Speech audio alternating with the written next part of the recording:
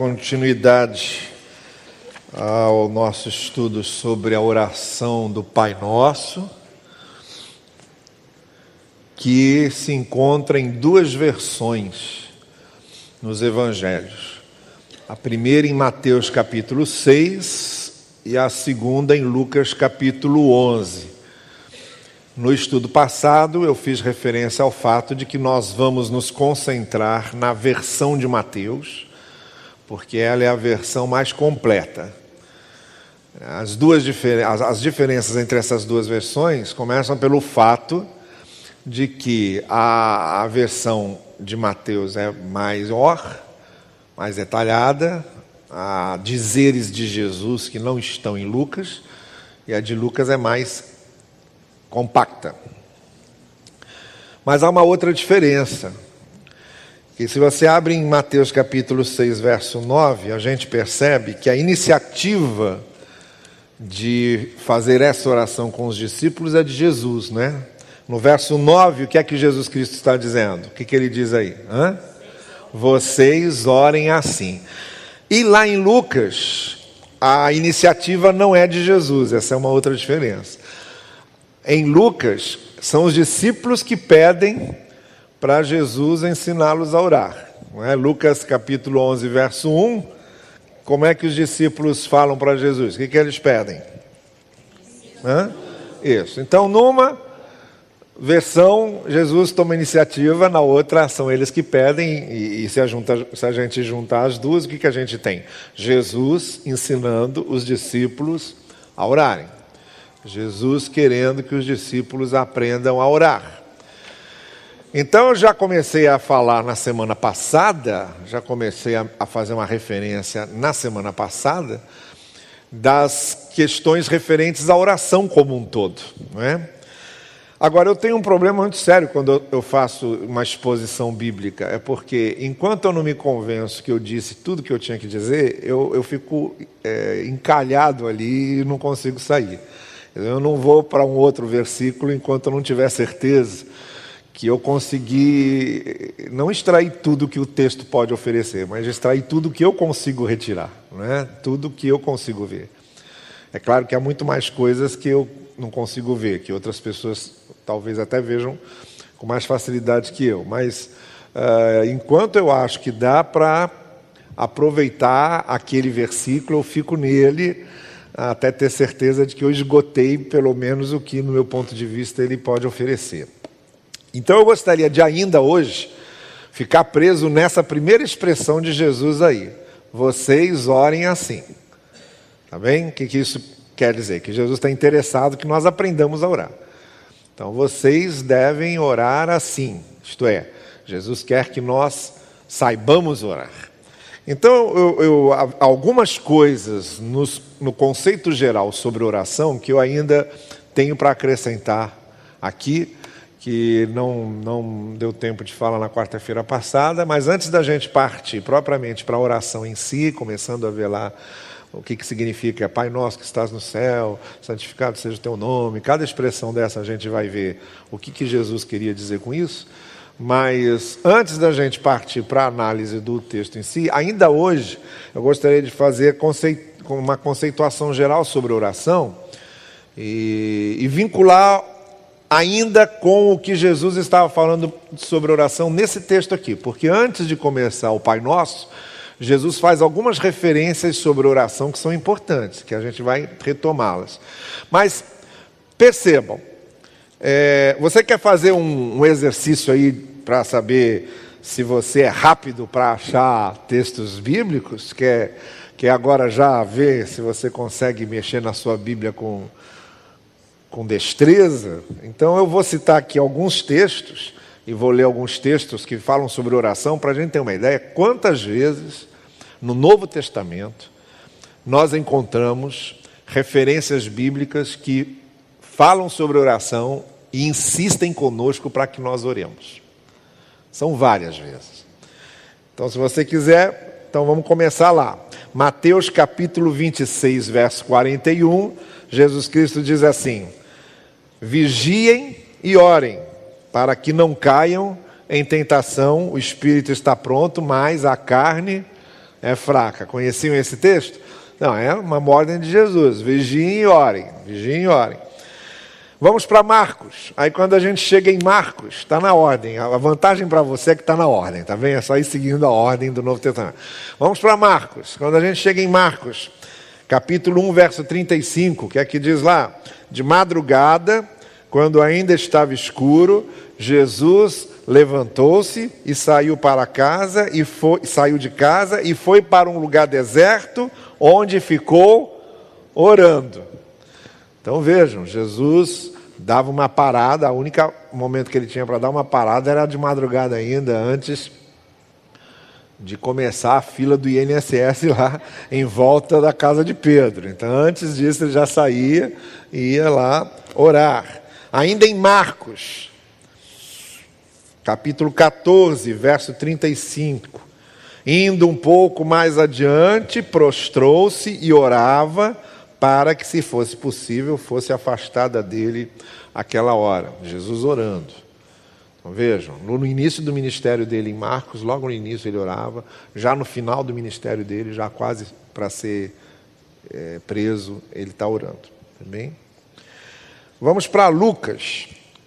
Lucas capítulo 11, que é esse capítulo em que Jesus ensina sobre oração. O que ele diz nos versos 9 e 10? É um texto que vocês conhecem bem também. Por isso lhes digo: peçam e lhes será dado, busquem e encontrarão, batam e a porta lhes será aberta. Pois todo o que pede, o que busca e aquele que bate, a porta será aberta. Jesus, de novo, falando sobre oração. Lucas 18. A parábola da viúva injustiçada e do juiz, que ela ficou lá perturbando para o juiz atendê-la. Jesus introduz aquela parábola no versículo 1 do capítulo 18 de Lucas. Então Jesus contou aos seus discípulos uma parábola para mostrar o quê? Que eles deviam orar e nunca desanimar. Para ensinar persistência na oração. Tá bem? Então vejam, só ir no ministério de Jesus, quantas vezes ele fez questão de ensinar sobre oração para os seus discípulos. Foi aquilo que eu disse para vocês. Eu não sei responder todas as perguntas sobre por que a gente precisa orar. Uma coisa eu sei, Jesus orava e ensinou a gente a orar. Isso para mim basta para a gente orar, tá bem? Mas vamos sair do Evangelho, dos Evangelhos, e vamos para o livro de Atos. Agora nós vamos ver como é que era a vida dos apóstolos em termos de oração. O que os apóstolos achavam de oração? Vamos ver em Atos e nas cartas. Atos 1,14. O que aconteceu lá logo depois da ressurreição de Jesus? Atos 1,14. Todos eles se reuniam sempre em oração, com as mulheres, inclusive Maria, mãe de Jesus, e com os irmãos dele. Já tinha ressuscitado, a igreja continuou. Aquela primeira igreja ali, que o livro de Atos diz que eram 120 pessoas, se reuniam entre apóstolos e os discípulos, né? Uma congregação pequenininha em Jerusalém, com 120 pessoas. Eles se reuniam para ficar orando, enquanto estavam aguardando lá o Pentecostes, o derramamento do Espírito Santo. Depois, no capítulo 12, verso 12, o apóstolo Pedro estava preso. E o que a igreja estava fazendo? Percebendo isso, ele se dirigiu à casa de Maria, mãe de João Marcos, onde muita gente estava reunida e fazendo o quê? Orando por ele, que estava preso. E realmente Deus já tinha até respondido a oração. Que o anjo foi lá, abriu a porta da prisão e Pedro saiu. Atos 16, 25, outro versículo sobre oração. Por volta da meia-noite, agora você conhece também esse texto. Paulo e Silas estavam presos onde? Em Filipos.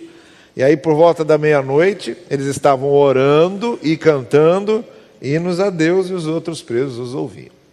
Então mesmo naquela situação difícil, eles ainda cantavam e oravam. Tá bem? Agora vamos ao que os apóstolos ensinavam sobre oração. O que é que Paulo escreveu sobre oração? Romanos 12, 12. Romanos 12, 12. O que ele diz lá? Alegrem-se na esperança, sejam pacientes na tribulação e perseverem em quê? Na oração. Vamos para Efésios, capítulo 1, verso 16. Olha, eu estou te dando aí uma série de textos sobre oração. Depois você releia todos eles em casa com atenção. Efésios 1, 16. Paulo dizendo: não deixo de dar graças por vocês, mencionando-os em minhas orações.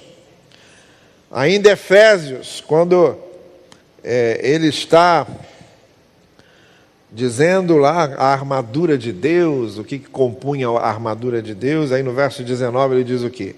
Orem no Espírito em todas as ocasiões, com toda oração e súplica, tendo isso em mente. Estejam atentos, perseverem na oração por todos os santos. Tá bem? Eu falei errado? O que eu falei? Efésios 6, 19. Acharam? Tá, é 18. Então 18. Vamos lá adiante. Filipenses 1:4. Em todas as minhas orações em favor de vocês, sempre oro.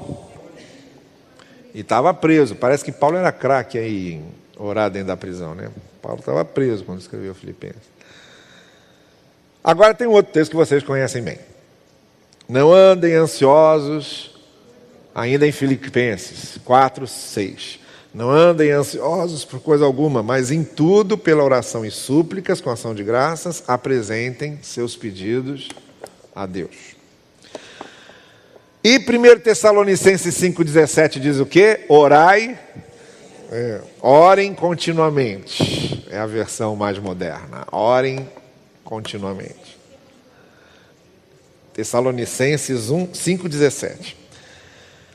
E Tiago 5,16, ele diz o quê? Orem uns pelos outros para serem curados. A oração de um justo é poderosa e eficaz em seus efeitos. Tá bem? Tiago 5,16. Então vejam aí, alguns textos, né? Claro, não tem tempo aqui para relatar todos os textos que falam em oração, mas são os mais significativos, os mais diretos sobre oração, não são poucos. A gente então encontra sobre oração em todo o Novo Testamento, aí do início até o final, em vários momentos do Novo Testamento, nos Evangelhos, em Atos e nas cartas. Então eu listei aqui, se o Novo Testamento fala com tanta insistência para orar, se Jesus falou que devemos orar, se ele orava, se os apóstolos oravam, se os apóstolos ensinaram a gente a orar, se a igreja primitiva orava, quais são algumas razões, então, que nós temos para uma vida de oração? Eu gostaria de sugerir aqui, pelo menos 5 razões que a gente tem para orar. Tá bom? Além do fato de saber que Jesus ensinou a orar e orava, se a gente parar e pensar direitinho, tem algumas coisas que a oração contribui para o nosso crescimento espiritual. Eu vou dizer 5, pelo menos. Primeiro, a oração desenvolve nosso sentimento de dependência de Deus. Quando eu paro para orar, eu parto do pressuposto de que eu preciso falar com Deus porque eu dependo dele. E cada vez que eu oro, eu estou exercitando esse sentimento de dependência. Por exemplo, antes das refeições, se eu paro e oro, o que eu estou dizendo? Que eu estou comendo porque eu reconheço que Deus dá o meu sustento. Deus dá o meu alimento.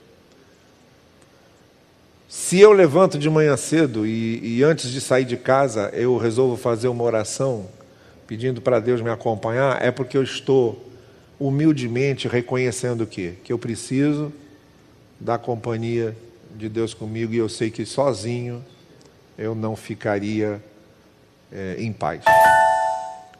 Certo? Se à noite, antes de eu deitar, eu oro, agradecendo o dia que eu tive, pedindo para Deus me dar uma noite de sono tranquila, eu estou reconhecendo também que eu preciso dele para passar uma noite boa. Então, estão percebendo? Quando Salomão foi escolhido ali, foi entronizado para ser rei. E Deus veio para ele e disse que ele poderia pedir qualquer coisa. No dia em que ele foi coroado, o que foi que Salomão pediu? Para quê? Para que ele queria sabedoria? Por que então ele pediu sabedoria? Porque ele reconhecia o quê? Dependia de Deus. Que o Senhor precisava guiá-lo, iluminar sua mente, dar a sabedoria do céu para ele fazer um bom trabalho como rei. Então, em primeiro lugar, quando a gente se dedica à oração, a gente vai exercitando essa nossa dependência de Deus, e isso vai criando em nós um reconhecimento e uma humildade necessária para esse nosso relacionamento com Deus. Segundo, quando a gente ora, a oração ajuda a mudar a nossa visão e o nosso posicionamento em relação a certas coisas da vida e a certas expectativas nossas. Naquele tempo em que eu estou orando em favor de alguma coisa de repente muda. Foi por isso que Jesus mandou a gente orar pelas pessoas que a gente não gosta. Por isso que Jesus fala, você tem um inimigo, está com raiva de alguém, está com mágoa de alguém, está ressentido com alguém, alguém te feriu, você gostaria que caísse um raio de Deus na cabeça dele? Não gostaria. Mentira, gostaria sim, claro que gostaria. E é isso que você está sentindo? É isso que você está... Então começa a orar por ele. Por quê? Porque no processo de você orar por ele, os seus sentimentos em relação a ele vão mudar, porque enquanto a gente está orando, algumas coisas começam a mudar dentro da gente. Você quer muito uma coisa, começa a orar por aquilo. E pode ser que durante o processo de oração, você vai deixando de querer e vai vendo que aquilo não é tão necessário, nem tão urgente, porque aí a própria oração vai mostrando para você que de repente você está se empenhando muito em querer uma coisa que nem é tão necessária assim, ou que pode se tornar um problema para você depois. Então a oração, ela serve para mudar coisas na gente. Por isso ela é importante. Tá bem?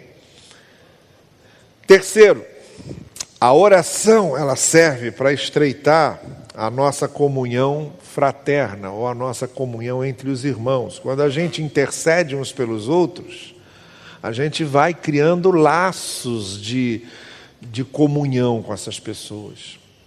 A gente cita o nome delas, nós nos preocupamos com os problemas delas, a gente sofre com elas, a gente se interessa pelo que está acontecendo com a vida delas. Então tudo isso vai tecendo laços de comunhão. Eu sempre gosto de lembrar que o momento exato em que Deus mudou a situação de Jó foi exatamente no momento em que ele estava fazendo o quê?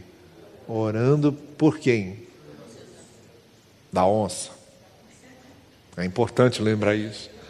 Ele não estava orando pelos amigos bons, ele estava orando para aquela cambada que ficou perturbando o juízo dele durante 42 capítulos do livro.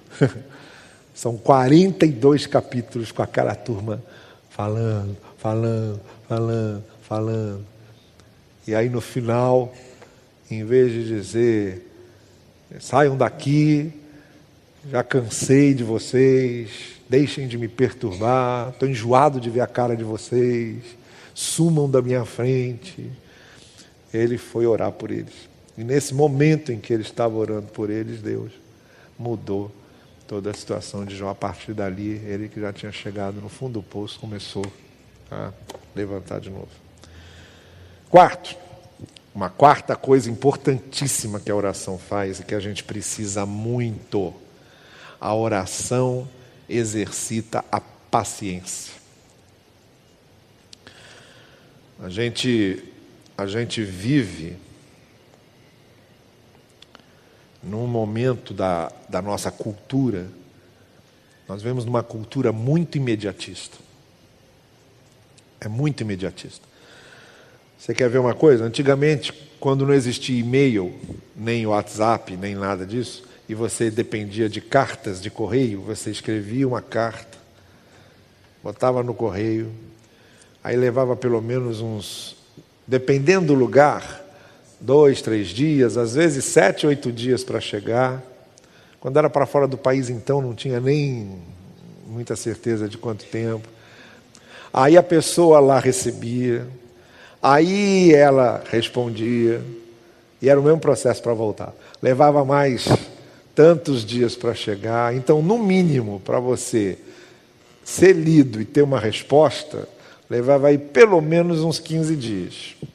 Isso se a pessoa para quem você escreveu se interessasse em responder.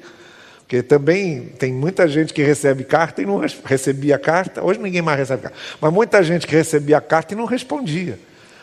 E você ficava ali. Mas não responde. E não sei o quê. Olha isso. Aí, de repente, a situação mudou e nós vemos uma cultura hoje que você pega e já fica ali. Hoje, você não tem nem a liberdade de não querer ler o negócio, que o negócio denuncia que você não leu. Ou se você lesse e não quisesse saber que lesse, não adianta, porque o troço mostra, já leu. Eu acho um absurdo isso. Por isso que eu não tenho nada dessas pragas. Eu acho absurdo. Eu tenho o direito de não querer que a pessoa saiba se eu li ou se eu não li. Certo? Agora, o que é isso? Aí a pessoa manda e ainda diz, já leu. Por que não me responde? Né? Aí a gente fica mais ansioso ainda para ter a resposta, porque a gente sabe que a pessoa já leu e não responde. Está vendo como o negócio ensina a gente a ser ansioso? A gente aprende a ser ansioso. Botão. Antigamente, você assistia televisão, ficava com preguiça de levantar, porque você ia, tinha que pelo menos dar uns 2 ou 3 passos até a TV, mudava a TV, aí voltava para sentar de novo, sabe? Se tinha criança em casa era uma beleza, vai lá e troca o canal, né? Porque tem aquele pessoal que, para saber se está chovendo, chama o cachorro para ver se o cachorro vem molhado. Então, vai lá, troca o canal, aquele negócio. Hoje não, hoje é a cultura do botão. Você aperta o botão, liga o ar-condicionado. Aperta o botão, liga a TV, muda o canal. Aperta o botão, liga o forno micro-ondas. Tem forno micro-ondas agora com controle remoto. Agora não, já deve ter mais tempo. Aqui eu sou um atrasado total nesse negócio. Então é isso.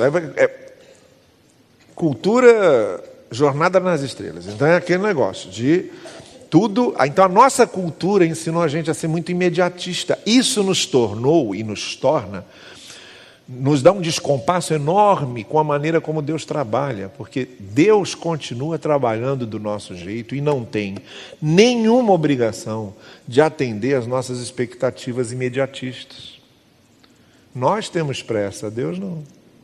Em algumas coisas Deus não tem pressa nenhuma, embora a gente tenha pressa. E aí a gente esquece que muitas vezes, quando se trata de Deus, a coisa continua funcionando como uma semeadura. Se tem uma coisa que alguém não pode ser, é ansioso se quiser semear. Ele tem que botar a semente lá e deixar. Aí vai levar um tempo, a semente rompe, um outro tempo, começa a crescer, um outro tempo aparece, um outro tempo cresce, um outro tempo dá fruto, um outro tempo você colhe. É preciso um tempo. A turma deve estar doida para inventar um negócio que você aperta, plá, aparece a maçã. Aperta, aparece a banana. Devem estar doido para inventar um negócio desse. Já estão fazendo aí, já existem essas culturas transgênicas, né, de você apressar o crescimento do animal para poder abater ele logo, o crescimento da fruta para você colher ela logo e tal. Tem até uma discussão se isso é realmente bom, saudável. Mas a gente tem pressa. A oração, como Deus não tem pressa, a oração nos ensina a esperar. Porque a gente também gostaria que Deus fosse um controle remotão. A gente gostaria mesmo que Deus fosse um todo-poderoso controle remoto. Que a gente apertasse e a coisa acontecesse. Aliás, tem gente que acredita que é assim, tem gente que até ensina que é assim. Essas igrejas andam cheias de gente que usam Deus como um controle remotão. Um grande controle remoto. Eles querem apertar e a coisa acontecer, apertar e a coisa acontecer. A oração ensina a gente a esperar. Com a oração a gente aprende que tudo tem o seu tempo certo. E a ansiedade vai sendo descarregada na confiança do tempo de Deus. O que é que Paulo então diz lá em Filipenses? Vocês estão ansiosos? Querem que a coisa aconteça rapidinho? Então descarreguem essa ansiedade. E a paz de Deus, que excede todo entendimento, guardará os corações de vocês e as mentes de vocês, para que vocês não enlouqueçam com essa ansiedade doida que a gente fica vivendo hoje. Não é? E quinto, a oração estreita a nossa comunhão com o Senhor, ajudando-nos a nos submeter à sua vontade. A oração que Cristo fez no jardim, qual foi?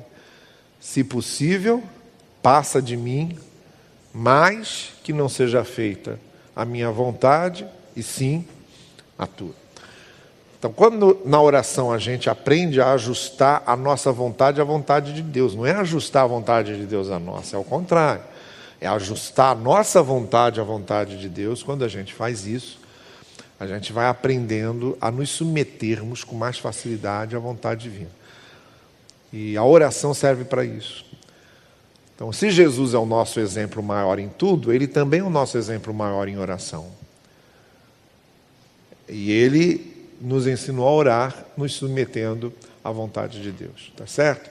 Então, são essas 5 coisas que eu gostaria de acrescentar sobre isso. E quero voltar só aqui no texto, um pouquinho ainda, rapidinho, para mostrar aqui quais foram os 3 objetivos de Jesus quando ensinou o Pai Nosso aos discípulos. O que ele estava querendo? Primeiro, Jesus queria apontar as motivações corretas para a oração. O que ele diz lá no capítulo 6, versos 5 e 6? Ele diz: quando vocês orarem, não sejam como os hipócritas. Qual é o objetivo deles quando eles oram? Eles gostam de ficar orando em pé nas sinagogas, nas esquinas. Para quê? Para serem... Eu asseguro vocês que se é isso que eles querem, é isso que eles vão ter, mas só isso. Se eles querem ser vistos pelos homens, eles vão conseguir, mas também só vão ter isso.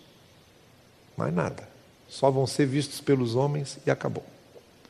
Agora, se você quiser alguma coisa a mais para a sua oração, Jesus diz o que no verso 6? Quando você orar, o que é que você deve fazer? Vai para o seu quarto, fecha a sua porta, ninguém precisa saber que você está orando, não precisa se exibir para ninguém, e ore a seu Pai que vem em secreto. E o seu Pai que vem em secreto vai responder para você.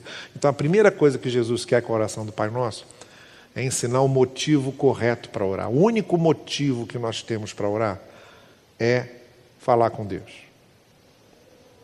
Só. Nenhum outro. Qualquer outro motivo escapa disso.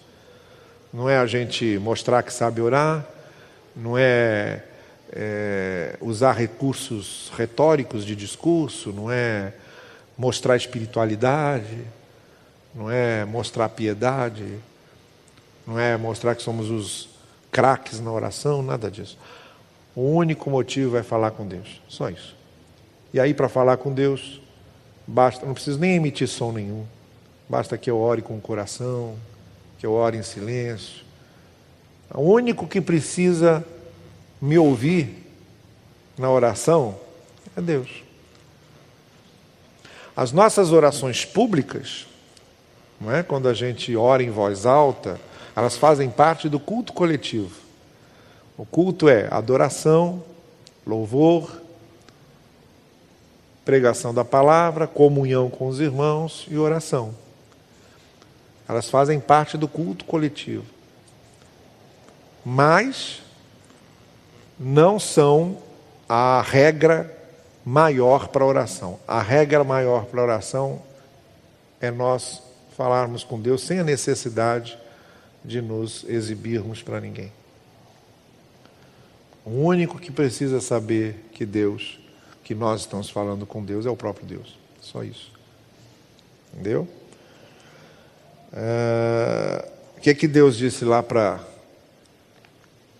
Jessé quando ele foi escolher o novo rei e ficou olhando os filhos, quando Samuel ficou olhando os filhos de Jessé, olhando os mais fortes, mas o que Deus disse para Samuel? É isso aí. O Senhor não vê como o homem vê. O homem vê a aparência, mas o Senhor vê o coração. Tá bem? Segundo, Jesus queria ensinar a postura da oração. Não é a postura física, mas é a postura do coração. Por isso que ele diz lá: e quando orarem, no verso 7, não fiquem sempre repetindo a mesma coisa como fazem os pagãos. Eles pensam que por muito falarem serão ouvidos. Não sejam iguais a eles, porque o seu Pai sabe o que vocês precisam antes mesmo de o pedirem. A postura que Jesus quer de nós é só a postura da confiança na bondade dele e não de confiança em fórmulas de oração. Aquelas orações prontinhas que você fica repetindo, como se fossem receitas mágicas. Fica repetindo aquilo, e Jesus diz: por que você precisa ficar repetindo uma oração pronta, se Deus já sabe tudo o que você precisa? Não é a palavra, não é o uso da palavra que faz a diferença, não é a fórmula que faz a diferença. O que faz a diferença na oração é a confiança do seu coração, é a maneira como você quebranta o seu coração diante de Deus. Então não façam como esses, Jesus diz, como esses que ficam repetindo essas fórmulas de oração, como se a fórmula em si é que fosse resolver o problema. Mas a postura na oração é confiança em Deus, não é confiança no dizer. Está entendendo a diferença? É a diferença entre bula e remédio. Adianta você ficar lendo a bula? Adianta? Você abre o remédio, pega a bula e fica lendo a bula, decora a bula. Para que serve o remédio? Para isso aí. Como é que ele é composto? Ele sabe tudo sobre a bula. Mas se não tomar o remédio, pode saber a bula, pode ficar repetindo a bula, pode ficar rezando a bula e não adianta. A sua confiança é no remédio e não na bula. Não adianta comer a bula, por exemplo. Porque a sua confiança não está na bula, ela está no remédio. É o remédio que vai fazer a diferença. A bula serve para orientar, talvez, né? Para dar algumas informações, mas no máximo é isso. Não é ela que resolve o problema, e Jesus então nos ensina que a postura da oração é confiança em Deus apenas. Então é isso. Vamos nos lembrar disso e de uma terceira e última coisa que o Senhor Jesus nos ensina: vocês orem assim. É essa a frase com que ele vai começar o Pai Nosso. Então, se é Jesus que está dizendo vocês orem assim, é porque ele tem autoridade para ensinar, e nós vamos aprender com ele, com a oração que ele fez com os discípulos. Como eu disse a vocês, nós vamos tentar descobrir na oração dos discípulos os elementos que não podem faltar na nossa vida de oração. E como eu disse para vocês, a oração do Pai Nosso não é uma receita de oração, ela é uma doutrina sobre oração, ela é um ensino sobre Deus, sobre nós, sobre a nossa vida com Ele. É sobre isso que a gente encontra na oração do Pai Nosso, e é isso que a gente vai começar. Agora sim, na quarta-feira que vem, a gente já começa estudando a invocação. Pai Nosso que estás no céu. Que é como Jesus começa, com essa invocação. Pai Nosso que estás no céu. E a gente começa com isso, então, na quarta-feira da semana que vem. Vamos encerrar cantando uma outra oração?